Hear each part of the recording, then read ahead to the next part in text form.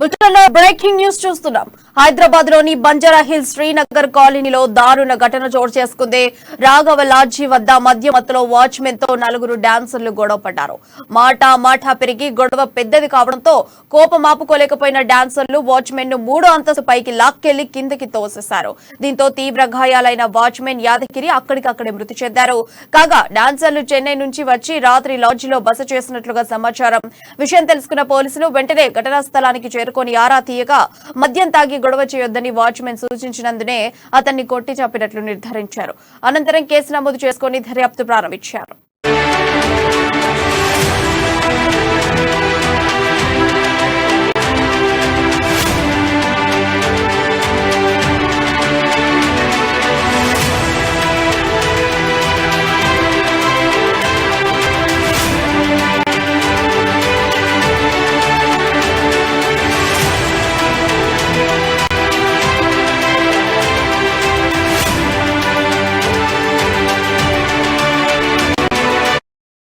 Breaking news చూస్తున్నాం. హైదరాబాద్ లోని Banjara hills Srinagar కాలనీలో దారుణ ఘటన చోటు చేసుకుంది.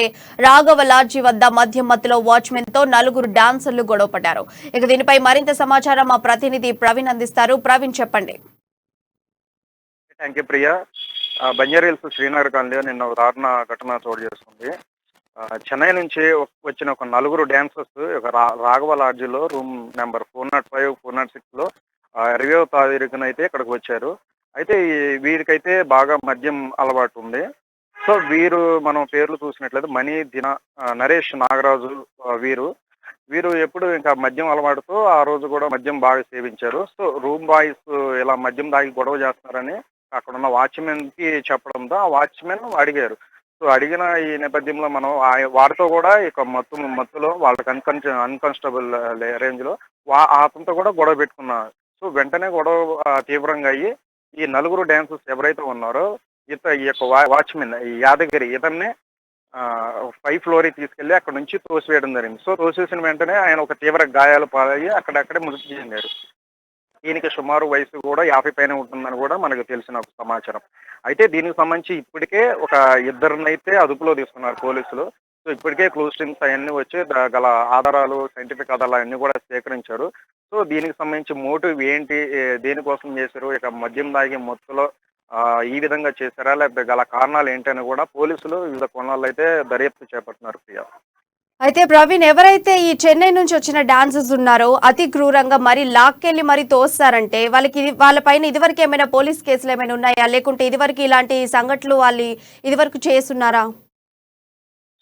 రైట్ ప్రియా, మీరు అన్నట్టు నిజంగానే అంటే ప్రస్తుతానికి అయితే మనకు అందిన సమాచారం మేరకు ఇక మద్యం మొత్తులో ఈ యొక్క హత్యకి అయితే పాల్పడ్డారని చెప్పేసి మనకి అందుతున్న సమాచారం, పోలీసులు ఇచ్చిన స్టేట్మెంట్ ప్రకారం. కాకపోతే వీరు చెన్నై నుండి వచ్చారు కాబట్టి సో అక్కడ ఏమైనా కేసులు ఉన్నాయా అని చెప్పేసి ఆ విధంగా కూడా వీరు దర్యాప్తు చేపడుతున్నారు. అయితే ఇప్పటికే ఇద్దరు నిందితులనైతే తీసుకున్నారు పోలీసులు. అయితే దర్యాప్తు చేస్తున్నారు. అంటే ఏ విధంగా చేశారు, మోటివ్ ఏంటి, నిజంగానే మద్యం పొత్తులో చేశారా, లేదంటే వాళ్ళకి బ్యాక్గ్రౌండ్ విధంగా క్రిమినల్ యాక్టివిటీస్ లాంటివి ఏమన్నా చేస్తున్నారా. అయితే వృత్తిరీత్యా మాత్రం వీళ్ళు డాన్సర్స్ అని చెప్పేసి మనకు అందున్న సమాచారం. అయితే దీనికి గల పూర్తి వివరాలు కూడా మనకి తెలియాల్సి ఉంది. ఒక పోలీసుల దర్యాప్తులో తెలిసే అవకాశం ఉంటుంది. Thank you Praveen.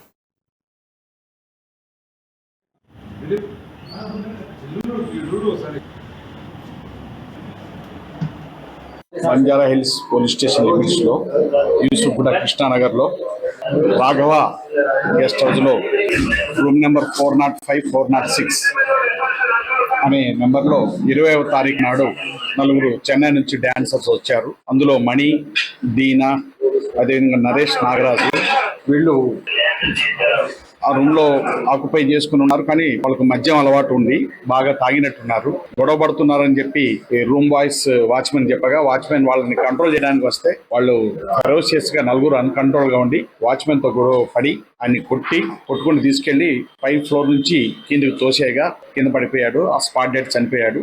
అతను ఇక్కడ వాచ్మెన్ యాదగిరి, దాదాపు వయసు 50 పైన ఉంటాయి. కాబట్టి అందులో ఒక ఇద్దరిని అయితే ఇమీడియట్ గా మేము పోలీసు కస్టడీకి తీసుకున్నాము. ఇద్దరైతే పరారీలో ఉన్నారు.